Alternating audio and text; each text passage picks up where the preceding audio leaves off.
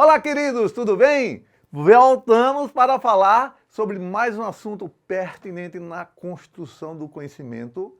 Fique em casa, use máscara, a Covid vai embora. Hoje nós vamos falar de biodiversidade. Biodiversidade. Gente, o nosso planeta, ele é formado por as estruturas inorgânicas, ou seja, as estruturas sem vida, as estruturas abióticas e as estruturas bióticas.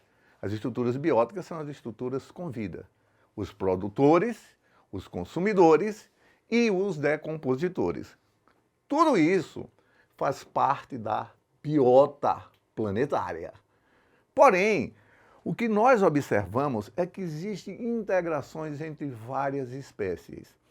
E quando nós temos um número de espécies elevado numa determinada área geográfica, vamos falar que essa espécie está diversa no planeta. Portanto, a diversidade de espécie é o que nós vamos comentar na aula de hoje. Dá uma olhada nesse primeiro slide. Conceito de biodiversidade.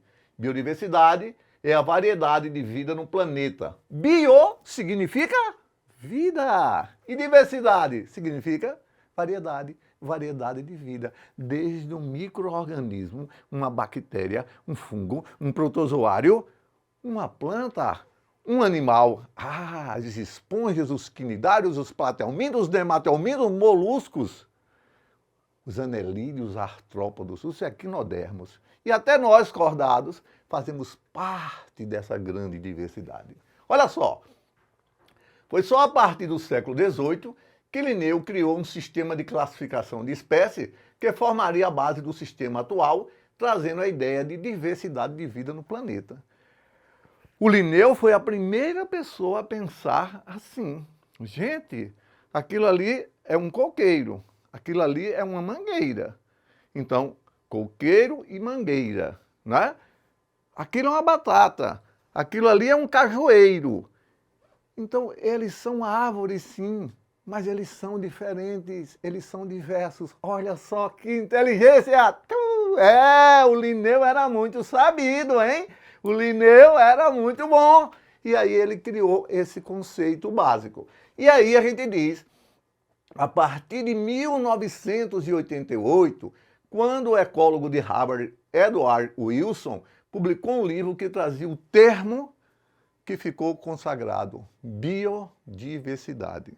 E aí você está se perguntando, legal, professor, biodiversidade, mas veja só, os seres humanos, não importa só a gente. Não, gente. Você hoje vai comer o quê? Um franguinho com arroz, com feijão. Então, sabe o que é que você vai comer, na verdade? Galinha, o nome científico é Gallus gallus, proteína de origem animal. Feijão, Phaseolus vulgaris. Arroz, Oryza sativa. Então, na realidade, você vai comer 3 espécies diferentes, tá vendo? Uma te traz proteína de origem animal e as outras te trazem carboidratos principalmente, que vão te dar energia para você passar o dia assistindo a aula do titio Sérgio Mala e estudando, compreendendo e se preparando para os embates futuros da vida. Olha que coisa interessante, casa na árvore. Você olha para uma árvore e diz assim, filho, uma árvore, professor, não estou vendo nada demais. Beleza. Aí eu digo que nas florestas tropicais, uma única árvore pode abrigar permanentemente ou temporariamente uma grande diversidade de seres vivos, constituindo um pequeno ecossistema. Veja a seguir alguns exemplos de organismos que podem fazer das árvores sua morada. Morar ali. Então não é só a árvore. A árvore que você está vendo, se você pegar e for estudar, colocar sobre ela como uma estrutura protetora e aí analisar tudo que ficou ali dentro, você pode encontrar abelha cachorro, aranha araneus, aranha caranguejeira, borboleta, cigarra, cupim, formiga caçarema, lacraia, moscas, vespas, gato maracajá, morcego de fruta, preguiça de coleira, cuíca, sagui da terra. Eita! Tudo ali, gente. Então é uma casa na árvore. Tem mais, olha só. Tem essa lista aqui, ó. Macaco prego, macaco mico-leão, sabiá-cica, tucano de papo amarelo, perereca, rambúgio, iguana, cobra de veado, bromélia, cipós e musgos. Então, gente, isso é a biodiversidade. É o grande número, é a variedade de espécies. Mas, peraí. Professor, biodiversidade, estou gostando. Agora eu já vou olhar para um mamoeiro, para uma jaqueira que tem aqui, uma mangueira que tem no quintal da minha casa, de maneira diferente. Eu estou dizendo que aquilo ali é a casa de vários bichos, né? De várias outras plantas também, professor? Com certeza. Então veja, por que é importante a biodiversidade? Veja só, devemos dar grande importância à biodiversidade porque a Terra funciona como uma máquina incrivelmente complexa. Cada espécie desempenha um papel importante para o bom funcionamento do planeta. Se você observou, se alguma espécie porventura desaparecer, então a máquina, entre aspas, vai engrenar, desengrenar, não vai funcionar como deveria. Então, pessoal, quando você mexe no elo da teia, você está tendo um resultado bem longe daqui. Então, quando você vai e, de alguma forma, você vai exterminar aquela espécie, você está apenas, foi menos uma espécie que deixa de existir no planeta. Mas essa espécie estava conectada. O planeta todo é hiperconectado. Veja só e tome como exemplo. Na China, por cultura, eles comem vários tipos de animais. O mamífero, o segundo mamífero mais abundante, mamífero é que tem mama, né? Tem mama. Segundo mamífero mais abundante do planeta é o morcego. É o morcego. 25% de todos os mamíferos do planeta é morcego. O primeiro é o rato. O homem está lá atrás, tá? O homem está lá atrás. Então veja, lá eles comem esses animais, pangolim, morcego, cobra, beleza. É cultura, cultura.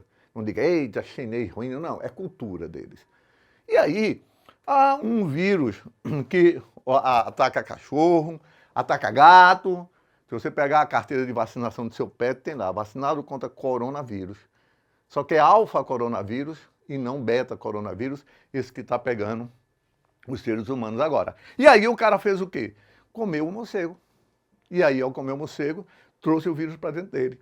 O vírus criou a infecção de via respiratória, ele tossiu no outro dia lá para os seus amigos, os amigos saíram dali já incubados com aquilo, 4 dias depois começaram a ter a perda do olfato, do paladar, o tossido também, aí passaram para a namorada, aí a namorada passou para o motoboy, aí o motoboy saiu passando, meu amigo, passou lá para o executivo pegou um avião, foi para a Itália, chegou lá, deu 2 tossidas, contaminou, aí saiu contaminando o mundo todo. Isso aqui é biodiversidade, pessoal. A diversidade de espécies que estão relacionadas. E é importante a gente preservar, porque cada um tem uma função ambiental específica. Aí aqui eu tenho uma conversa, ó. Ambiente, preservação e biodiversidade. Preservação, uma palavra muito forte, bota na cabeça, preservar. Gente, ó, estrutura da Terra. Aí eu tenho aqui, litosfera é a parte rochosa, lito é rocha, lito, ouviu a palavra lito é rocha, tá? Solo, parte superficial, que pode ser encontrado sobre a litosfera. Então a litosfera está no interior da Terra e ali as rochas no lado externo. A atmosfera é a parte gasosa, o ar que respiramos. Hidrosfera, formado por uma massa líquida composta por mares, geleiras, rios, lagos e vapor d'água. E a biosfera é o conjunto de regiões da Terra em que existe vida. Onde existe vida, existe a biosfera. Aí eu vou perguntar a vocês. Bio significa vida. O que é biosfera? Olha, o nome é fácil. Ó. Esfera da vida. Ou seja, que elementos estão presentes na imagem? Eu estou observando o quê? A hidrosfera, a atmosfera e a litosfera. E o lugar onde a vida ocorre, eu chamo de quê? biosfera. Estão entendendo aí? Eu sei que você está com seu caderninho, né? Está dando print na tela. É para isso mesmo. E aí, quais elementos presentes na imagem correspondem à hidrosfera? A parte de água, hidrosfera. A litosfera, a parte de rochas. A atmosfera, a parte do ar. Em sua opinião, conversa aí com o papai, com o irmãozinho, os elementos da biosfera, da litosfera e da atmosfera se interrelacionam? Hã? Claro, gente. Há uma relação. A água mole em pedra dura, tanto bate até que fura. Água mole em pedra dura, tanto bate até que fura. Aí o que é que acontece? Você está tirando os minerais das rochas, jogando no solo, a planta vai, absorve esses minerais, libera para o ar, outra planta capta aquilo do ar e o processo é contínuo. Então há uma interação entre eles, né? Aí eu proponho a vocês fazerem um mapa conceitual ou mapa mental. Eu faço sempre com os meus alunos, ou eu faço quando eu quero gravar um conhecimento de tudo que você está vendo na aula de hoje. Dá uma olhada aqui. Esse mapa, valor da biodiversidade, valor intrínseco, interno, dentro, tá? Valor econômico, tem dois valores, né? Que é o valor extrínseco, é de fora, né? Aí o valor intrínseco, a história evolutiva, direito à vida, processo contínuo. Você não pode extinguir a espécie. Você é Deus, é? Você é Deus, é? Você é Deus, é Deus, é Deus. Você não é Deus, então você não pode extinguir a espécie. O humano faz isso. O humano brinca de Deus. O preço é alto, viu? O preço é alto. Serviços ambientais, distribuição das chuvas, proteção do solo, controle de populações. Então, quando você degrada uma determinada área, o reflexo vai ser, eu peguei e desmatei, então aquela areia fica solta, vai para um rio, o rio diminui o leito, chove, tem uma enchente e mata pessoas. Culpa de quem destruiu a biodiversidade. Valor estético, bem-estar, lazer. Você fala, olha que coisa linda, olha as árvores, olha as espécies, olha os passarinhos, olha o ninho do passarinho, olha que coisa linda, que lhe acalma, porque nós fazemos parte da natureza, mesmo que a gente queira negar. Agora, os valores econômicos. É da biodiversidade que tiramos a alimentação, no caso de produção de alimentos, a fonte de recursos, madeira, resina, fibra, etc. É da biodiversidade. Remédio, fármaco, gente. Você sabia que tem um bichinho, um besourinho, que a gente tira dele uma substância anticoagulante, porque ele suga o sangue dos outros e ele tem que não deixar coagular, ok? Aí a gente vai e tira desse bichinho. O que é que a gente faz com esse bichinho? A gente pega isso e trabalha em laboratório e vende para as pessoas que têm risco de trombose. E se eu destruir esse menino aqui antes mesmo de eu saber? Porque, veja, tem bichinhos que são coevolutivos. Tem uma abelha que poliniza o maracujá, chamada de mamangava. Se essa abelha desaparecer, o maracujá também desaparece. Por quê? Porque ela é especial para ele. O maracujá e a abelha evoluíram juntos. E, por último, a biotecnologia. Remédio, cosmético, alimentos, o que nós trabalhamos, pessoal, trazendo muito disso para a humanidade. E isso está lá no meio. Por que a floresta amazônica é tão explorada? Porque quando você chega lá, há núcleos internacionais naquela floresta. Porque ela é muito rica. E por que ela é rica? Porque ela tem uma biodiversidade. Eu digo a vocês, a cura de grandes males, tipo câncer, por exemplo, está na natureza.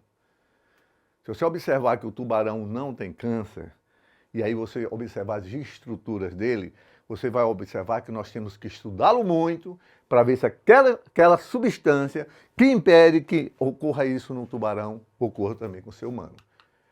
E fechando aqui, nós temos que falar para vocês de unidades de conservação. Unidades de conservações evita ou diminui a destruição de hábitats. Proibição e controle, a exploração, evita ou diminui a exploração, as invasões biológicas. O que é invasão biológica? Eu botei um pesque pague do professor Sérgio Mala, aí eu trago umas carpas africanas, essa carpa está lá no açude. Aí as pessoas não vão mais pescar, aí eu abandono o empreendimento. E aí o que é que acontece? Acontece que chove, aquele açude transborda, que essas carpas entram no rio. ela não pediu para vir da África para cá, foi eu que trouxe. E aí ela vai competir com as outras espécies. E ao competir com as outras espécies, elas são agressivas, elas são aguerridas, vieram de fora! De fora! Então o que ela faz? Termina extinguindo espécies que já existem aqui. Beleza? Então as unidades de conservação é estação ecológica, ninguém nem pode entrar, só projeto científico, já trabalhei numa dessa, é um santuário, as cachoeiras é tudo intocado, parece que você está no Éden, aí na origem, né, na gênese da vida. As reservas biológicas, que nós também não deixamos as pessoas entrarem na reserva, só cientistas, só para estudo, só para entender aquilo. Os parques nacionais que a gente abre para visitação, você pode visitar, também tem projetos científicos. Os monumentos naturais é quando tem uma grande beleza, assim, umas pedras, umas cataratas, a gente mostra, chama de monumentos naturais. E os refúgios de vida silvestre, é algumas áreas dentro de relíquios ou próximo à cidade que nós mantemos para impedir a degradação e a diminuição da biodiversidade. E aí, galerinha, espero que vocês tenham gostado dessa aula. Procure aí no material de vocês, que é esse livrinho que vocês têm, e leiam mais um pouquinho sobre diversidade. No mais, um abraço do professor Sérgio Mala e até a nossa próxima aula.